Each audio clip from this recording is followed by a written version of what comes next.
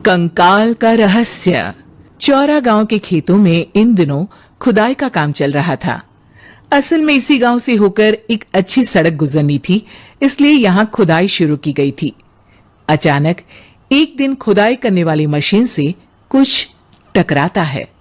बाद में जब खोजबीन की जाती है तो वहां से 2 कंकाल मिलते हैं। पुलिस गांव के लोगों से पूछताछ शुरू करती है। आप लोगों को क्या लगता है ये किसके कंकाल हो सकते हैं?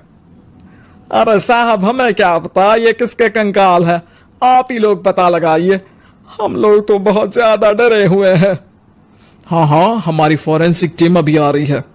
ये बताओ कि इस गांव के रहने वाला कोई जोड़ा गायब तो नहीं ना? क्योंकि शुरुआती जांच में तो ये बात सामने आ रही है कि एक कंकाल किसी पुरुष का है तो एक किसी महिला का। साहब, हमें तो बहुत डर लग रहा है।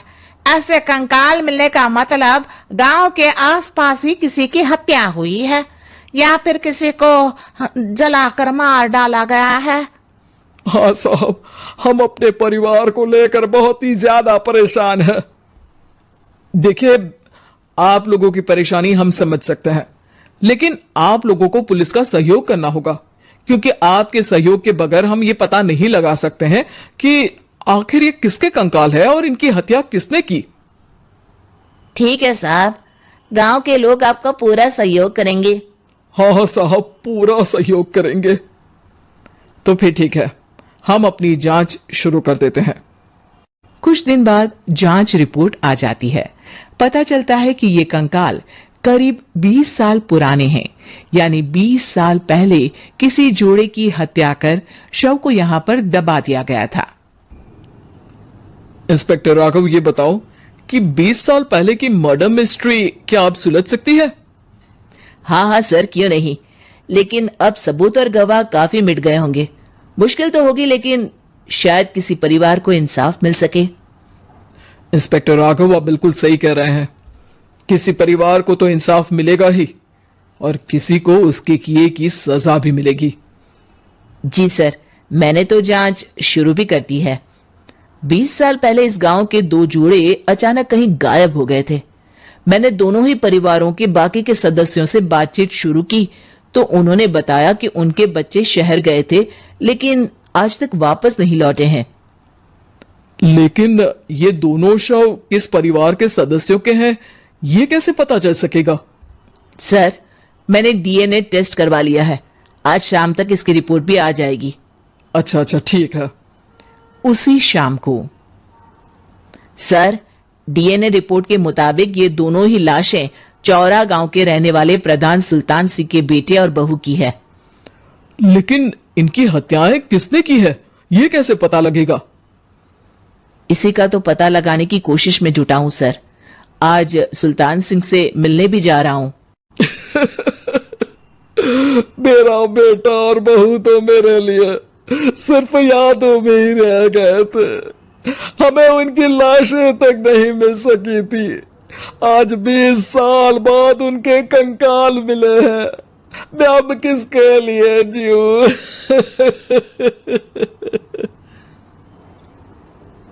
लेकिन सर, क्या आपकी किसी से कोई दुश्मनी थी? अपने बेटे बहू की हत्या के लिए आप किसे जिम्मेदार मान रहे हैं? अब मैं किसका नाम बोलूं?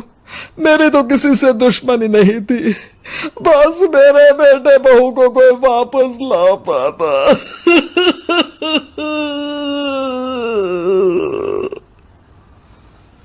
इसके बाद सुल्तान सिंह फूट फूट कर रोना शुरू कर देते हैं। सर, अब आप इनका अंतिम संस्कार करवा सकते हैं। कम से कम इनका शरीर ना सही, इनका कंकाल तो आपको मिला है। लेकिन हाँ, अगर आपको कुछ भी याद आए तो जरूर बताइएगा। मेरी तो बेटा अब उम्र हो गई है, लेकिन मेरे बेटे और बहू के हत्यारों का जरूर पता लगाइएगा, क्योंकि जब तक हत्यारे पकड़े नहीं जाएंगे मेरा मन नहीं मानेगा। सर, हमारी पूरी कोशिश रहेगी हत्यारे को पकड़ने की। लेकिन एक बात बताइए, उस वक्त आपको किस पर शक गया था? उस वक्त मेरे एक ड्राइवर को पकड़ा गया था, लेकिन सबूतों के अभाव में उसे छोड़ दिया गया था। अच्छा, और ड्राइवर पर कैसे शक हुआ था? क्योंकि उस दिन ड्राइवर छुट्टी पर था। उस समय लेकिन लाश क्यों नहीं मिल सकी थी? उस वक्त पुलिस ने बहुत कोशिश की थी, लेकिन दोनों की डेड बॉडी नहीं मिल सकी थी। ठीक है, हमारी तफ्तीश चल रही है, मैं फिर आऊंगा। इसके बाद इंस्पेक्टर वहां से चला जाता है और सुल्तान सिंह अपने बेटे और बहू की याद में खो जाते हैं। कुछ दिन बाद सुल्तान सर, एक बात बताइए, जब आपके बेटे बहू की हत्या हुई थी, उसी के आसपास आपके ही गांव का रहने वाला एक और जोड़ा उसी वक्त गायब हो गया था ना? हाँ सर, अलका और अभिषेक, वो भी मेरे बच्चों जैसे ही थे। तो फिर वो कहाँ है? उनका भी आज तक पता नहीं चल सका, लेकिन बताते हैं कि कुछ साल पहले अभिषेक को गांव के ही किसी आदमी ने मुंबई में देखा था, लेकिन फिर वो गायब हो गया। यानी अभिषेक और अलका की हत्या नहीं हुई थी, बल्कि उन्होंने किसी वजह से खुद ही गांव छोड़ दिया था। हाँ हाँ, हो सकता है, क्योंकि अभिषेक मेरे बेटे संतोष का अच्छा दोस्त था और उसका मेरे घर भी आना जाना लगा रहता था। हो सकता है कि उसने मेरे बेटे और बहू के बारे में सुन लिया हो और ये गांव छोड़ दिया हो सकता है। उनके परिवार का कोई अब नहीं रहता क्या इस गांव में?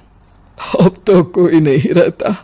एक चाचा थे, लेकिन उन्होंने भी अपना पुश्तैनी मकान बेच दिया है।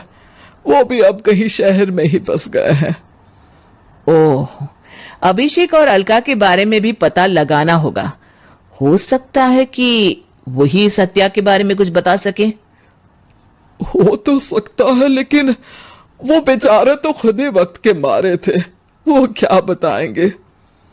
फिर भी सर, जब केस दोबारा खुला है तो जांच तो करनी ही पड़ेगी, और इस बार तो लाशें भी बरामद हुई है। कुछ दिन तक लगातार तफ्तीश चलती रही। एक दिन थाने से सुल्तान सिंह को फोन आता है। हाँ, कौन बोल रहा है? सर, मैं कांस्टेबल तूलाराम बोल रहा हूँ थाने से। आपको थाने आना पड़ेगा। थाने? लेकिन क्यों? सर, किसी की पहचान करवानी है।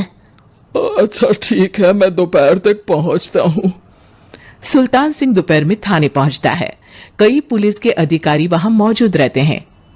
सर, आपके बेटे की हत्या का रहस्य आज शायद सुलझ जाए।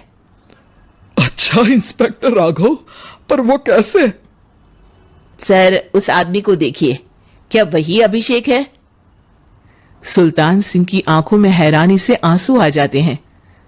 हाँ सर, यही अभिषेक है। ये आपको कहां से मिला? सिर्फ अभिषेक ही नहीं, बल्कि इसकी पत्नी अलका भी इसके साथ है। मैडम, जरा अभिषेक की पत्नी को लाइए। जैसे ही अलका को पेश किया जाता है, सुल्तान सिंह जमीन पर गिर जाते हैं।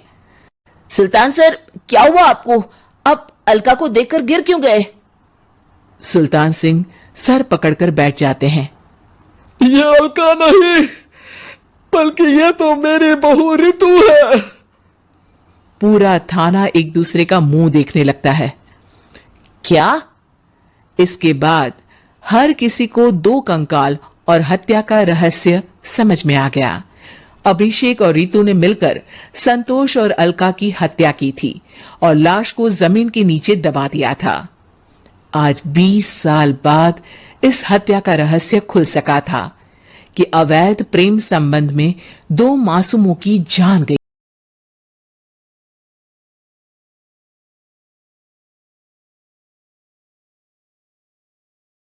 अगर आपको यह कहानी पसंद आई तो हमारे अन्य वीडियो देखें और कमेंट में बताएं कि आपको यह कहानी कैसी लगी, और हमारे चैनल सपना टून को सब्सक्राइब करें।